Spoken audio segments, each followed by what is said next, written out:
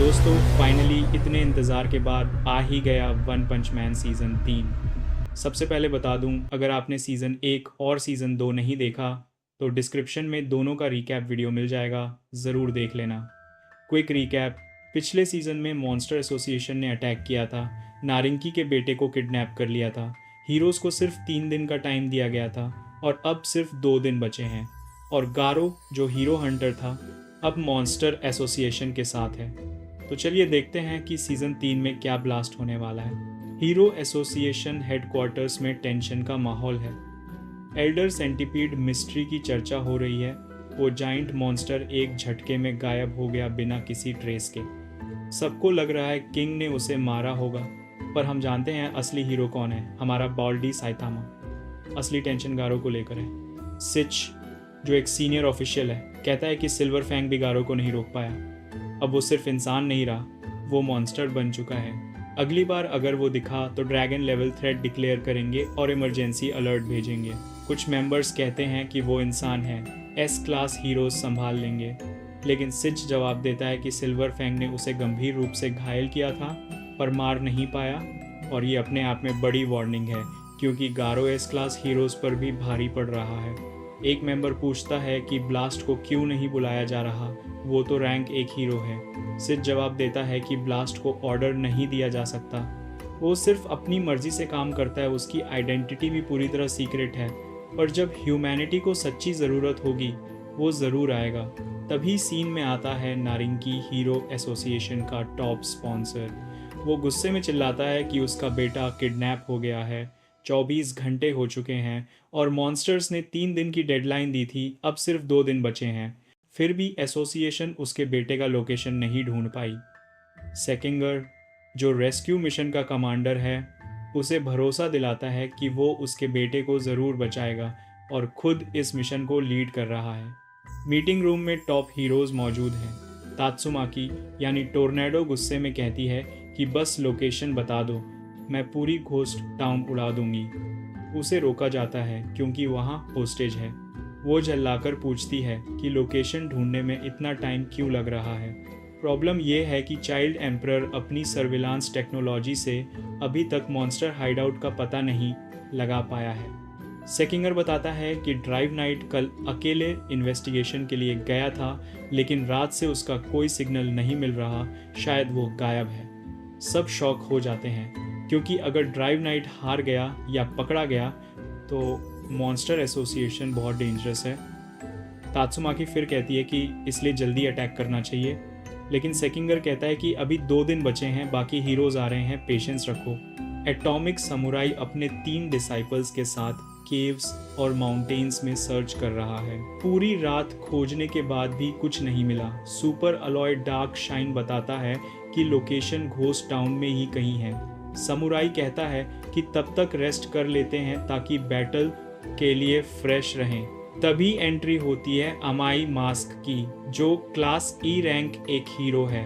वो ताने मारता है कि यहाँ एलीट टीम होनी चाहिए थी। ये बच्चे क्या कर रहे हैं, ये कोई पिकनिक नहीं है।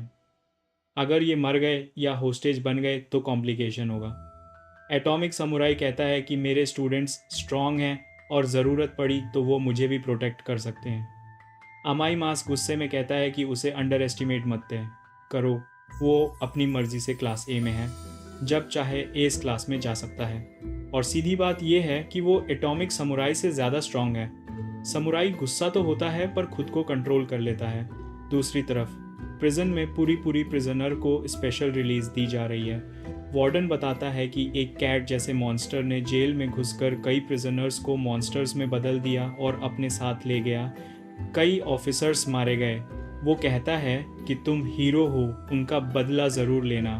पूरी इमोशनल होकर वादा करता है कि वो ज़रूर बदला लेगा। जाते वक्त एक साथी कैदी उसे हाथ से बना स्वेटर देता है, जिससे वो भावुक हो जाता है और कहता है कि ये मुझे वार्म रखेगा और मैं तुम्हें प्राउड फील कराऊंगा। उधर चाइल्ड एम्परर परेशान है कि मॉन्स्टर एसोसिएशन का लोकेशन नहीं मिल रहा। वो बाकी स्टाफ को बाहर भेजकर मेटल नाइट को कॉल करता है। वो कहता है कि उसे लोकेशन पता होगी। वो कॉल करता है, प्लीज़ बता दो वरना बच्चा मर जाएगा। मेटल नाइट ठंडे स्वर में जवाब देता है कि अगर उसने लोकेशन बता दी तो सिर्फ बच्चा नहीं, सब मर जाएंगे।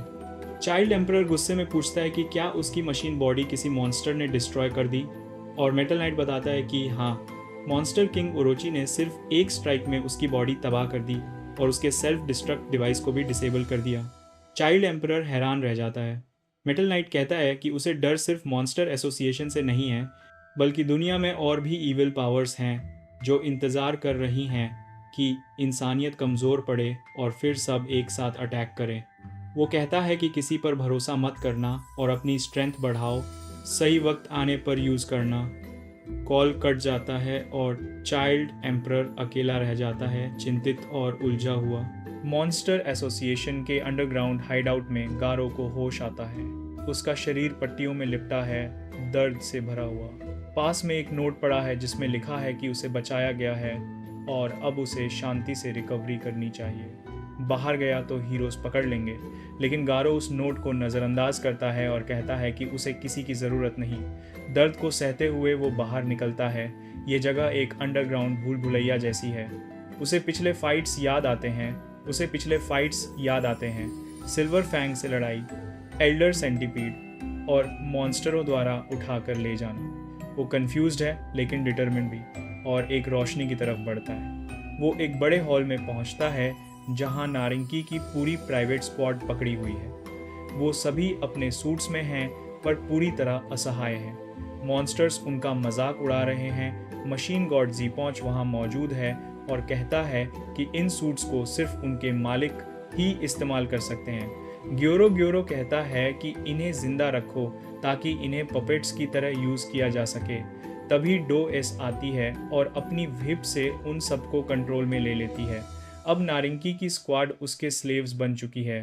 तभी गारो की कंट्रोल की है और डो एस एंट्री होती है और सब मॉन्स्टर्स उसे पहचानते हैं।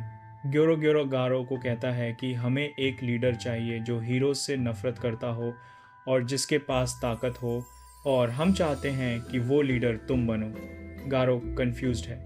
ग्योरो समझाता है कि हमने ऐसे व्यक्ति की तलाश की जो हीरोज के खिलाफ सोच रखता हो और जिसने एस क्लास हीरोज को हराया हो, लेकिन तभी वे उसे मॉन्स्टर किंग ओरोची के पास ले जाते हैं। ओरोची कहता है कि पहले साबित करो कि तुम सच में मॉन्स्टर बन चुके हो। 24 घंटे में किसी हीरो का सिर लेकर आओ। गारो कहता है कि उसने सिल्वर फैंग को मार दिया, पर फीनिक्स मैन कहता है कि सिल्वर फैंग और उसका भाई दोनों जिंदा हैं। गारो गुस्से में वहां से चला जाता है और ग्योरो उसके पीछे बग गॉड और रॉयल रिपर को निगरानी के लिए भेज देता है। दूसरी ओर ज़ॉम्बी मैन घोस्ट टाउन में सर्च कर रहा है। निंजा डुओ हेलफायर फ्लेम और गेलविंड गारो के बारे में बात कर रहे हैं कि अगर वो हमारे साथ जुड़ जाए तो मज़ा आ जाएगा।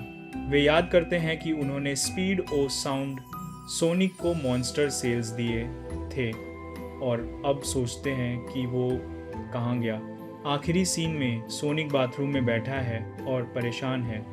उसे फ्लैशबैक आता है जब उसने मॉन्स्टर सेल्स खाई थी ताकतवर बनने के लिए ताकि साइतामा को हरा सके, लेकिन रियलिटी में मॉन्स्टर सेल्स ने उसका पेट खराब कर दिया और वो सारी रात बाथरूम में रहा। वो कहता है कि 2 किलो वजन कम हो गया है और ये कैसी ट्रांसफॉर्मेशन थी। थोड़ी निराशा के बाद भी वो कहता है कि बस अब ठीक हो जाऊं, फिर साइतामा से हिसाब चुकाऊंगा। तो दोस्तों, ये थी वन पंच मैन सीज़न 3 की पहली एपिसोड। की पॉइंट्स ये हैं, हीरो एसोसिएशन बनाम मॉन्स्टर एसोसिएशन की जंग आधिकारिक रूप से शुरू हो चुकी है। गारो को 24 घंटे में किसी हीरो का सिर लाना है। साइतामा गारो को ढूंढने निकल गया है। नारंगी की स्क्वाड हार चुकी है और अब मॉन्स्टर्स के कंट्रोल में है। मेटल नाइट ओरोची से डर चुका है और सोनिक का यूनिक ट्रांसफॉर्मेशन हुआ है। एनिमेशन क्वालिटी सीज़न 2 जैसी ही है, ज़्यादा उम्मीद मत रखना, लेकिन स्टोरी बहुत स्ट्रॉन्ग है। अगले एपिसोड में असली फाइट्स शुरू होंगी। गारो अपना पहला टारगेट ढूंढेगा और देखना होगा कि क्या साइतामा उससे मिल पाएगा। अगर वीडियो पसंद आई तो लाइक करो, शेयर करो और सब्सक्राइब करना मत भूलना, और कमेंट में बताओ कि गारो बनाम साइतामा की फ़ाइट कब होगी तुम्हारे हिसाब से। मिलते हैं अगले एपिसोड में, तब तक के लिए वन पंच।